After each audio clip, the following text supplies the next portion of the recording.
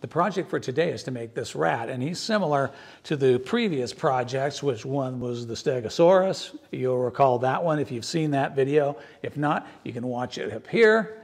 And he's similar to the Piranha. If you haven't seen that video, you can watch that one also at this link. Got all these links going. Okay, anyway, but today we're making this rat. And like the other projects, he's based on previous things. If you'll recall, and I don't know if you've seen them, if you haven't, go back and watch them. But in the first video of this series, I made this body. Originally, I was going to make this drawing, but I wound up making this body, and you can watch that in this video, how I did all that. From this body, I realized I could use that for a lot of other animals, which I wound up doing. So I made a silicone rubber mold out of the bod. Just poured some silicone rubber around it like that, and then made a hard plastic shell called a mother around it like that, and mounted it to my super fabulous handy dandy rotational molding machine, and then spun it randomly through space, kind of woo, woo, woo. And that's what this machine does. And in the third video of the series, you can watch me do all of that. And what came out of all that was a bunch of hollow resin castings, and you can see them. See the back of the Piranha, the back of the Stego, and the back of the mouse. I was a little cheap on the old red pigment in the first mouse, so I on the first castings. So I didn't have a lot of pigment, red pigment in this casting, but you get the idea. All of these characters are based on this one shape. So I can keep making these all day long and make all kinds of different animals, and good fun will be had. But in this video, you're going to watch me make this little rat right here. Hope you stick around. Hope you have fun.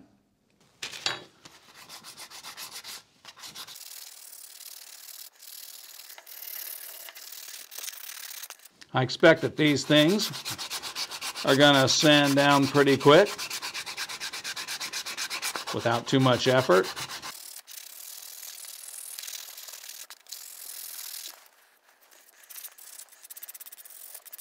This patch of Magic Sculpt, where this head had a little divot in it, is pretty fresh. It's hard, but it's pretty fresh. If you start to sand it at this point, it sands really, really easy and really fast. So you can kind of test the sanding of the clay in various stages. And if you catch it right, you can really sand it down, work it down very rapidly. Just a thought. Used a very similar technique as the stegosaur fin for making the rat ear. Roll out a little tenon. Make a round shape.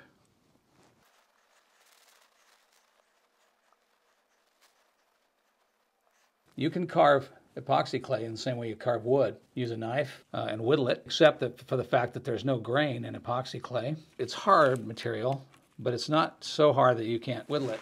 And to smooth it out, you can also use a blade. Just use it as a scraper like a cabinet maker uses scrapers on fine woodworking.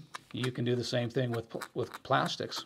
Most plastics respond really well to being scraped, smoothed and shaped by this process.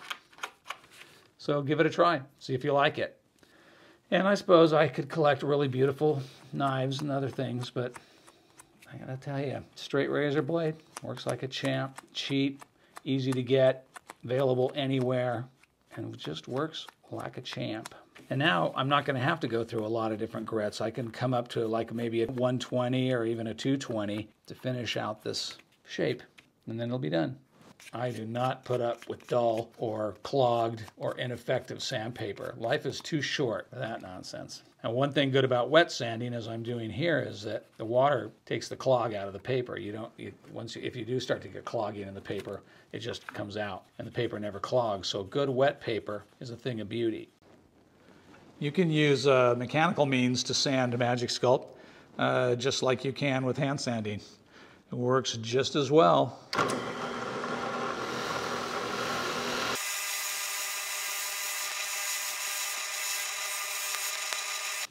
To form the rat's tail, I wrapped it around a wire, just rolled out the tail shape, then pressed it into the wire. So you can see it's still in there. Now I'm not going to bother to smooth out the back side. I'm just going to worry about the front side. And once it's hardened up, I'll come in and smooth out the back. Roll out a bead of clay. Okay, we're just going to put this wire of clay on there like that. And then smooth it in. Smooth it in. Again, water is your friend. It's the only way to do it. With epoxy clays, just use water to blend it out.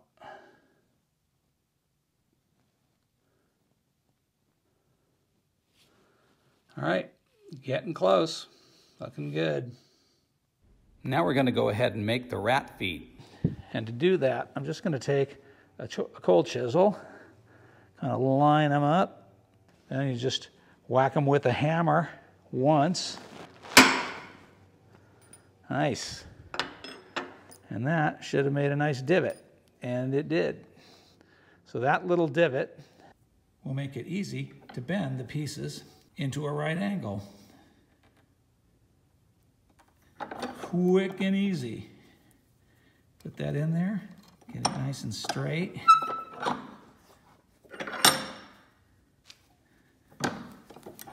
Nice. Okay, let's do the other one. Same exact drill. Just put it in there. Bend it over. Could even go so far as to use a hammer. Square that up.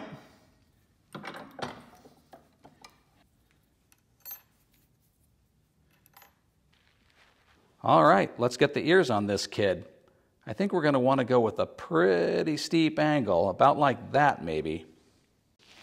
Let's see how this is going to go. I'm pushing very slowly and gently, not hard, because I may pop through, which is exactly what I did there. Okay, cram that one ear in there. All right. Let's do the other side. Pretty accurate. Same thing. Start the hole. Looking about in the right spot. Pushing very gently till it pops through. There it goes. All right. Come on. Come on. It's magnificent. Just admit it. Just admit how magnificent that is. In order to locate these mouse feet, I'm going to build a little jig, similar to the way you saw me build when I did the stegosaur. So I'm going to just take a scrap of wood and build a little positioning jig and see how that works out to hold all this stuff together. All right, I got the holes drilled. It's always a little bit of a puzzle to me to figure out what to put on camera, but I figure you guys know what it looks like to drill a hole in wood, I think. So some steps I leave out. See if this whole concept even works. Here are the mouse legs, more or less in position, so I'll just put the mark right on the outside of where the leg is. I might be better off to do this with a Sharpie. Right there is one, right there is the other. Let's see if I can come around. Mark the leg on the other side. Right there is the other mark. Right there, and then right there. Okay, so that's where the holes are going to be. Now we can go drill them. I'm using this piece of wood as a fence, and I could have built a jig for this, but I hope that I can just eyeball it. Let's see if I can just eyeball this boy into place. Let me see if that worked. Oh yeah, it's straight enough. It's going to work just fine. You know what? There's enough slack in this hole that I can get final adjustment, so I don't have to be perfect. Not having to be perfect is a very good thing. You see, I'm drilling a little bit to the inside of my mark, and that's because the mark is actually on the outside of where the legs are. Okay, beautiful. I think that's going to work out just fine. I've got him jigged up and in position and looking pretty much like a rat. The legs go all the way up through the body and into the resin body, and so I think they're going to be plenty strong enough once they're epoxied into place. I want to put clay feet on these legs, but I think that pin is too smooth. It's just not enough to kind of stick to. So I'm going to use these needle nose vice grips, and they've got gnarly teeth, And that'd be just perfect to kind of press or mash grooves all in the soft aluminum. It's really easy to do because that aluminum just so malleable. A piece of cake. You see that? See how it just roughed that up so nice? The clay will now stick to that wire much better than it would otherwise have done. Okay, I made a little rat foot, and I'll make the rest of the rat feet. Simple enough. Let's figure out how much clay we're going to need on each foot. That's too much. All right, so we're going to need a ball. We're going to need 3 balls. Let's ball them out. So we all get them to be roughly the same size, more or less. Roll that out into a foot shape. Bang that on there, like that. Wrap it. Water. All right, let's see how that compares to our prototype. It's a little bigger, so I could call that a back foot. And let's take off a little to make the other front foot. If that's a back foot, and that looks to me, oops, see how sticky it is? Still sticky. Let's see if we can make another front foot here. Like that. Simple wrap job. Not complicated. Pretty close. Good. Stand those up. And one more. The last back foot. Same drill. Push that on there. And because of the rough texture on the metal, it really grabs it. It doesn't rotate around, doesn't wobble around. It sticks to it really nice. Really nice. That works out real well. You cannot let something really cartoony get too anatomical. And therefore, I don't want anything that would sort of resemble anatomical accuracy. But what I don't want is I don't want them to all look the same. They're more dynamic because they're not so mechanically the same when you make them all slightly different. All right, 2 back feet, 2 front feet. We have a winner. Nice. All right, let's mix up some epoxy and get some parts glued in. We can start with the rat ears and also the wire for the nose of the rat. Jam it on in there. I like to rotate it around and make sure it coats everything. Get the wire goobered up.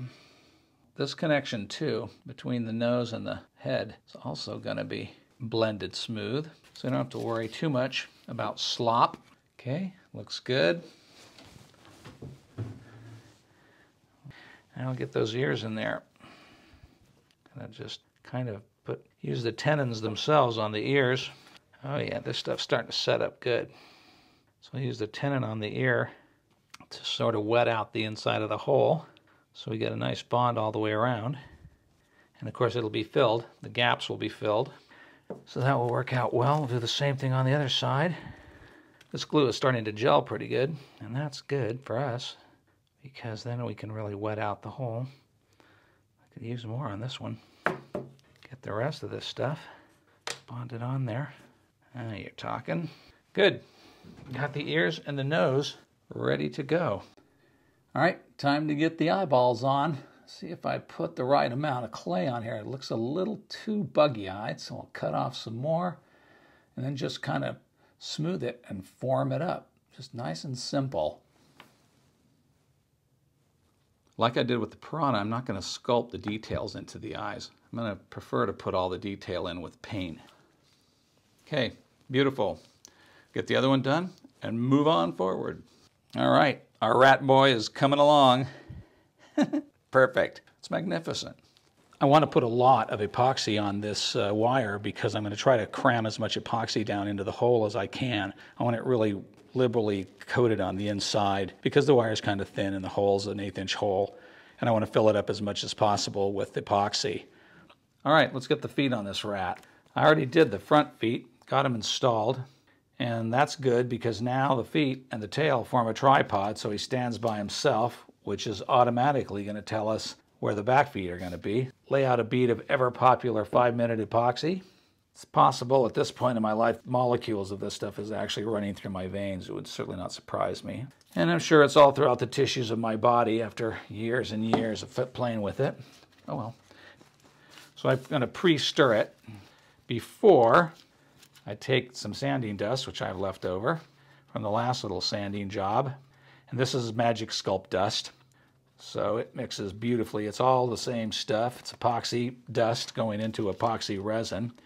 So while the epoxy is really wet and thin, I'm going to jam it down into the holes because I want to really make sure that the holes themselves are well coated on both sides. And I did the same thing on the legs as you saw me do on the feet. I just took a tool like a pliers and just dingled it. Made lots and lots and lots of roughness on the surface, and all that does is give the epoxy something to chew on here, something to grip a hold of. You want the epoxy to really grab this aluminum wire and not have it turn easily and all like that. So that roughness helps.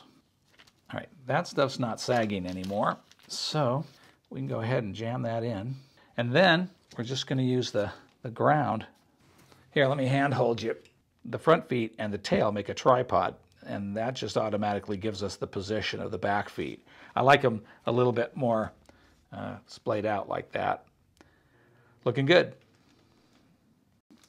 And we love 5-minute epoxy because it's so fast. Look how fast that's just set up. So that means that now we can attend to the goobers on the side. One thing about using resins of any sort is they work differently at different stages of their cure. So if this little donut of squeeze out was allowed to cure 100%, it would be fairly labor intensive to remove it. At this stage, it's very simple to remove. See how I can just pull that off of there? Super easy to remove. That would have been a lot harder to remove in an hour when it was rock hard. So keep an eye on your materials. How they work and how you can work with them and how you can manipulate them depends a lot on the state of their cure. And if you become sensitive to that, you can do stuff more easily than if you do it at the wrong time in the cure cycle. That's pretty close to our finished rat. So just stop and admire the magnificence. All right, well that about winds it up for this week. Thanks for watching. I hope you liked it. I hope you got something out of it, and I'll see you in the next video.